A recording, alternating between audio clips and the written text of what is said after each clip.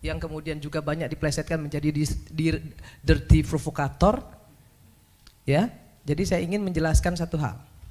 Siapa yang salah dalam carut marut politik kita hari ini? Siapa yang bersalah? Jokowi.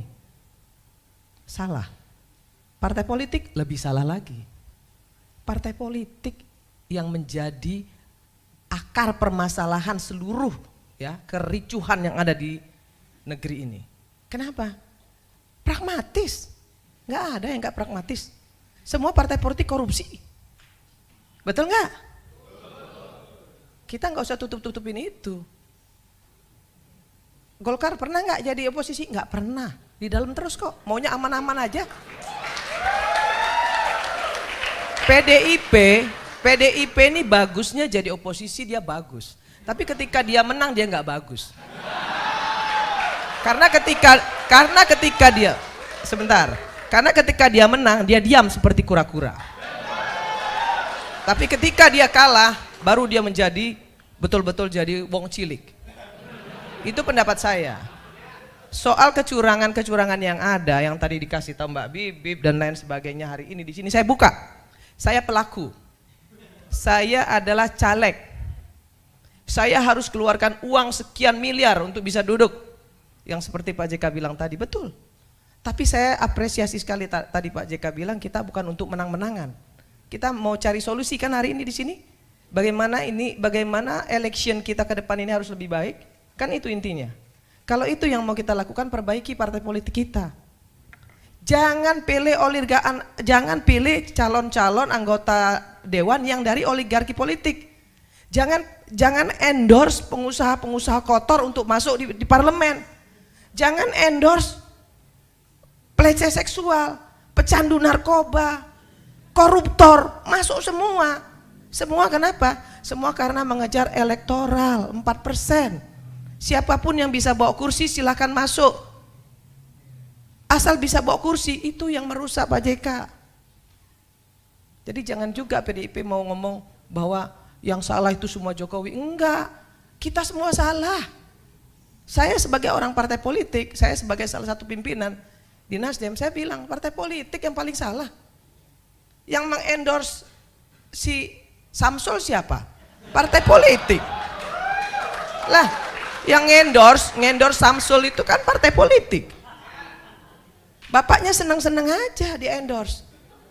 Terus Pak PDIP misalnya bilang Jokowi pengkhianat, mengkhianati PDIP. Lah kalau memang mau membenahi election ini, nggak perlu dong ribut-ribut. Jokowi nggak lagi bersama dengan PDIP, nggak perlu. Cuek aja, PDIP juga bisa kok. Kan itu harusnya. Tapi kan PDIP ribut. Kenapa Jokowi minggat dari PDIP? Kan itu adik-adikku. Dan jangan mau juga yang mahasiswa hari ini ditantang-tantangin untuk turun ke jalan, kemudian jadi korban, jangan mau. Belalah harkat martabat rakyat. Anda semua adik-adikku, anak-anakku, berdiri di depan untuk rakyat. Bukan untuk partai politik. Bukan untuk partai politik. Bukan untuk kekuasaan, nggak usah. Ada satu yang ingin saya sampaikan. Pemerintah yang absolut, terlalu absolut, dia pasti diktator. Maka kemudian harus ada oposisi. Harus ada, wajib. Kalau nggak ada oposisi, pemerintah itu jadi diktator. Maka harus ada oposisi. Tapi apa yang terjadi? Oposisi di Indonesia ini banci semua. Kenapa saya bilang banci? Orang masih melempar batu sembunyi tangan kok, masih ngemis-ngemis kok dari pemerintah. Banci. Jadi kalau kita sekarang mau mengatakan diri kita yang paling benar, no, nggak ada yang benar hari ini. Ayo kita beresin. Dari mana dimulainya? Dari DPR. DPR ini biangnya nih, ya. Yang namanya undang-undang itu produknya dibikin oleh DPR sama pemerintah. Bukan cuma pemerintah, DPR juga. Nah kenapa undang-undangnya semuanya DPR-nya ikut-ikut semua mengesahkan? Bansos disahkan oleh PDIP. IKN disahkan oleh PDIP. Dan seluruh partai koalisi ikut tanda tangan. Kok sekarang ribut-ribut? Kan nggak perlu. Apa yang harus kita lakukan anak-anakku semua? Kita benerin, ya. Jangan endorse partai politik tuh, jangan endorse lah. Nah, beliau nih lo endorse, ya.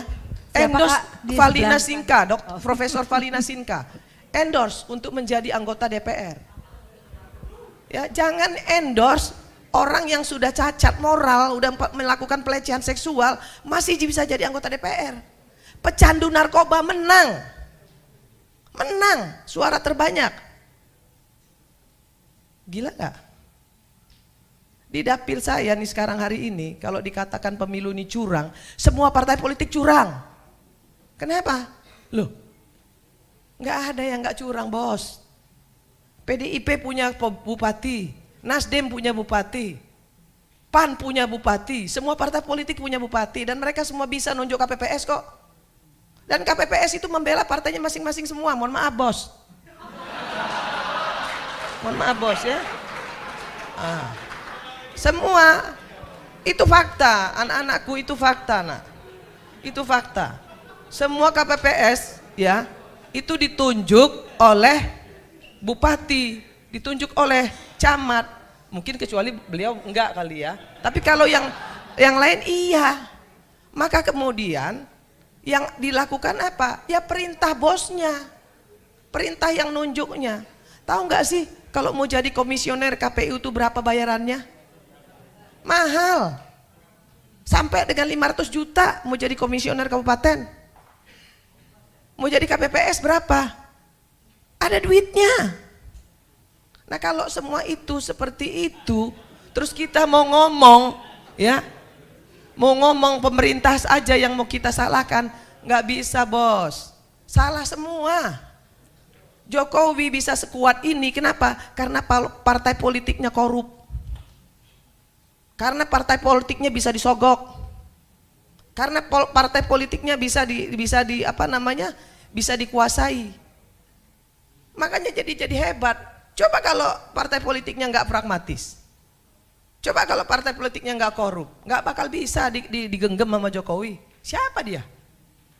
Tapi apakah kita harus membenahi ini? Harus.